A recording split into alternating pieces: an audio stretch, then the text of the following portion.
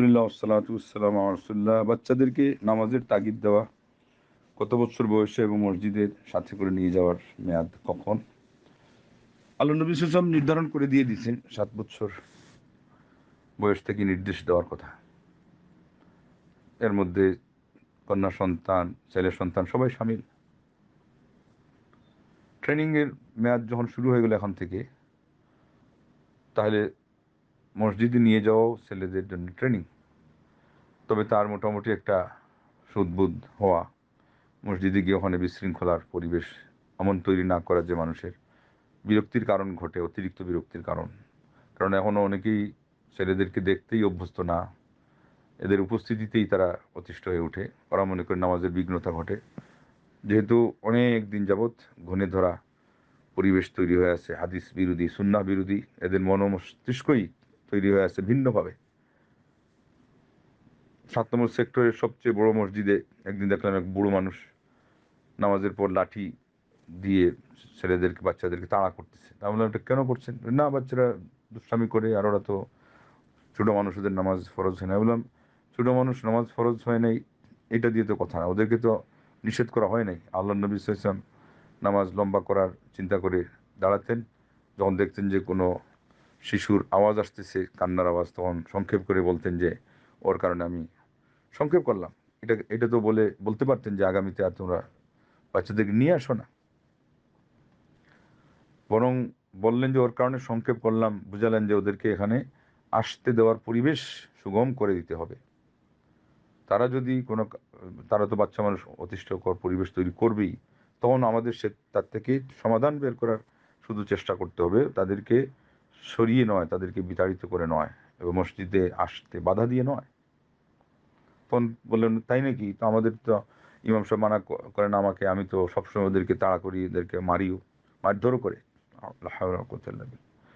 তখন উনি বললেন যে না, দুঃখিত, তাহলে হাদিস যদি এরকমই হয় আমি আর কোনোদিন ওদেরকে তাড়াবো না।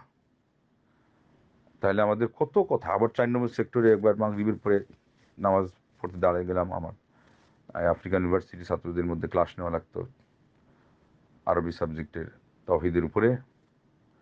তো মাগরিবের নামাজ ওখানে পড়তে হতো, আমি দাঁড়িয়ে যেতাম আজানের পরে। ইমাম সাহেব তো অত সময় দেন না, তো মুতাওয়াল্লি দেখলেন, তিনি আমাকে টার্গেট করে শেষে জিজ্ঞাসা করলেন যে আপনি যে দাঁড়িয়ে যান নামাজে, আমাদের তো সময় দেওয়া হয় না। আমি একটু দূরের, উনি থাকে একটু 6 নম্বরে, সেখান থেকে আসতে আসতে ওনার দেরি হয়ে যেত, অথবা এটা হচ্ছে 6 নম্বরে আর উনি থাকতেন 4 নম্বরে, তো অনেক দূর পড়ে যায়, মাঝখানে একটা সেক্টর। তো উনি এসে নামাজই পান না অনেক সময়, অত মসজিদের মুতাওয়াল্লি উনি। তখন তিনি আমাকে জিজ্ঞাসা করলেন, আমি বললাম এটা তো বুখারীতেই আছে, তবে অপশনাল, এটা সুন্নাতে মুআক্কাদা না মুস্তাহাব্বা। তিনি বললেন, যেটাই হোক, বুখারীতে হাদিস থাকে, তাহলে আমাদেরকে কেন এত তাড়াহুড়া করানো হয়? আর আমি মুতাওয়াল্লি হয়ে আমার একটু দূরে বাসা হওয়ার কারণে আমি জামাত পাবো না।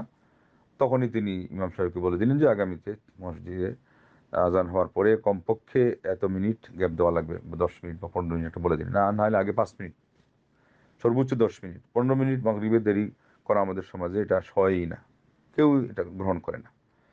তো যাই হোক, কথা প্রসঙ্গে আরেকটা কথা এসে গেল। এগুলো হলো বাস্তব কিছু ঘটনা, যেগুলো জীবনে সংঘটিত হয়। এই ঘটনার প্রবাহ থেকে আলো নেওয়া যায়, চাক্ষুষ আলো, সেই জন্য এটা বললাম। তো এই ধরনের অনেক জিনিস মসজিদ কেন্দ্রিক আমাদের সমাজে সুন্নাহ বিরোধী চালু হয়ে আছে, এগুলোকে চেঞ্জ করতে হবে। আজান 45 মিনিট ব্যবধান হয়ে যায় কমপক্ষে, রমজান থেকে রমজানের আগে পরে। এটার কারণ কি?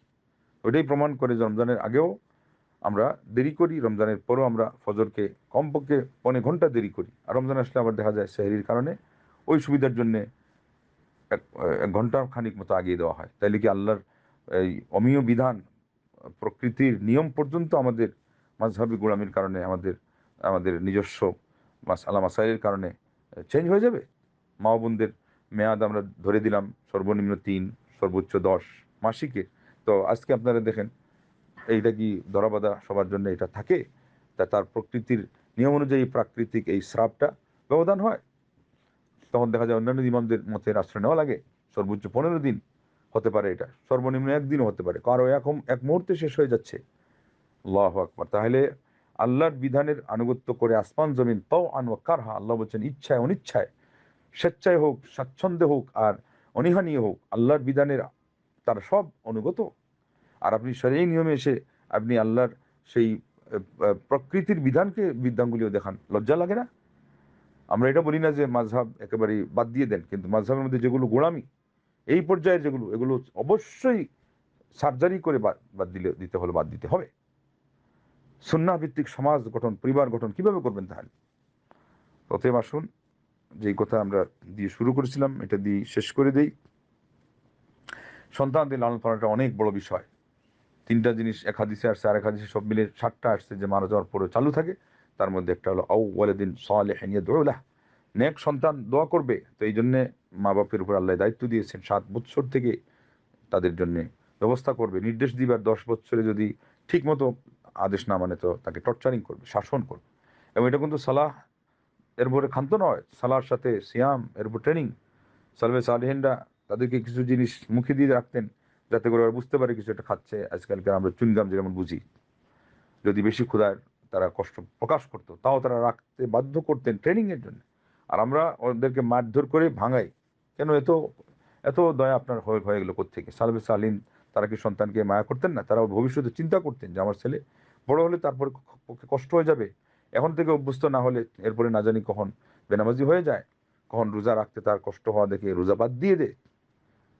তারা আমাদের চেয়ে বেশি তাদের শুভাকাঙ্ক্ষীও ছিলেন। এবং এই এতটুকু ক্ষুধায় বাচ্চারা কোনো অত কষ্টও পায় না, মারাও যায় না। এটা হলো অভ্যাসের ব্যাপার। অভ্যাস না করতে পারলে বড়রাও দেখা যাবে রোজা রাখতে পারছে না, আর অভ্যাস করলে ছোটরাও স্বাচ্ছন্দ্য বোধ করে রোজা রাখবে। এবং তাদেরকে আপনি বাহবা দিবেন, তারপরে পুরস্কৃত করবেন, তারা খুশি হবে।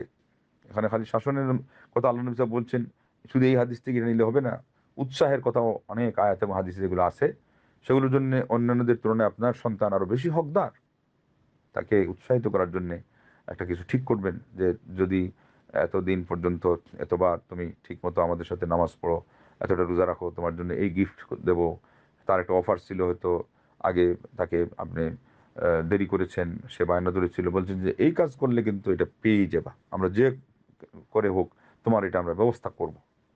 এরপরে খালারা আসলে, আরো কেউ বেড়াতে আসলে এটা বলবেন যে শুনো আমার ছেলের কাছ থেকে তোমরা এই কেরাত শুনো, তাশাহুদ শুনো, সূরাটা সে পারে কিনা। এগুলো দিয়ে চর্চা করলে সময়ও বরকত হবে, পরিবারেও আল্লাহর পক্ষ থেকে রহমতের বর্ষণ নাজিল হবে এবং দুনিয়া আখিরাত আমাদের কল্যাণকর হবে।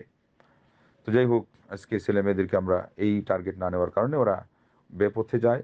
এরপরে আমরা খালি ওদের এটা চিন্তা করি যে কত বড় অ্যামাউন্ট সে আমদানি করছে, আমি মারা গেলে আমার ছেলে খতম পড়ানোর আয়োজন করবে আর এই মানুষকে খাইয়ে দিবে আর হয়ে যাবে। এগুলো না, তাদেরকে ন্যাক বানানোর জন্য আল্লাহ নবী সাল্লাল্লাহু আলাইহি ওয়াসাল্লাম যেভাবে সময় ঠিক করেছেন, তখন থেকে ট্রেনিং দেওয়ার কাজ অবশ্যই করতে হবে। এবং এটা দিয়ে আমরা বললাম যে শুধু এটাই নয়, তার মানে কন্যা সন্তানের জন্য পর্দারও ট্রেনিং ওই সময় থেকে হয়ে যাবে। ছেলের জন্য তার চোখ হেফাজত করার ট্রেনিং ওই সময় থেকে হয়ে যাবে। আজকাল তো মোবাইলে এদেরকে আরও আগেই নওয়াজুবিল্লাহ ইচ্ছিরে পাকা বানিয়ে দিচ্ছে। এমত অবস্থায় যার বুঝ সুযোগ একটু বেশি, তাকে আগ থেকে আরও ইনফরমেশন দেওয়া যায়। আমাদের তো আরও ছোটো থাকতে বাচ্চারা নিজেরাই ফলো করা শুরু করে, ওইটাকে আর একটু আগাই দিলেই হয়। আল্লাহ নবী সাল্লাল্লাহু আলাইহি ওয়াসাল্লাম যেটা বলছেন এটা একটা এভারেজ মেয়াদ, যে ওই পর্যন্ত হয়েই যায়, আর এবং ওই সময়ের পরিস্থিতির সাথে মিল করে বলেছেন। আজকে আমরা যেহেতু অন্য জিনিস শিখাই ফেলতেছি, অন্যরা তাদেরকে বিপরীতটা শিখাই ফেলতেছে এই 7 বছরের আগেই, তাইলে ওই সময় এসে এই জায়গা দখল করবে যে আপনি ভালো জিনিস শিক্ষা দিবেন। তা না হলে ওই যেটা দিয়ে প্রথমেই তার লাইন ধরানো হবে ওই দিকে তো সে আগাতে থাকবে, এটাই স্বাভাবিক। আল্লাহ রাব্বুল আলামিন আমাদের সবাইকে, নিজেদেরকেও আল্লাহর পথে পরিচালিত হওয়ার এবং আমাদের সন্তান সন্ততিদেরকে পরিচালিত করার জন্যে ইসলাম আমাদেরকে যে দিক নির্দেশনা দিয়েছে সেই অনুযায়ী যেন আমরা তাদেরকে পরিচালিত করতে পারি। আল্লাহ আমাদের সবাইকে তৌফিক দান করুন। নিজেদেরকেও ন্যাক হওয়ার, সালেহ বলা হয় আরবিতে যেটাকে, অন্যদেরকেও ন্যাক বানানো, এটাকে বলে ইসলাহ। আমাদেরকে সেই ধরনের ইসলাহের মাধ্যমে মুসলিহিনদের অন্তর্ভুক্ত করেন, আমিন।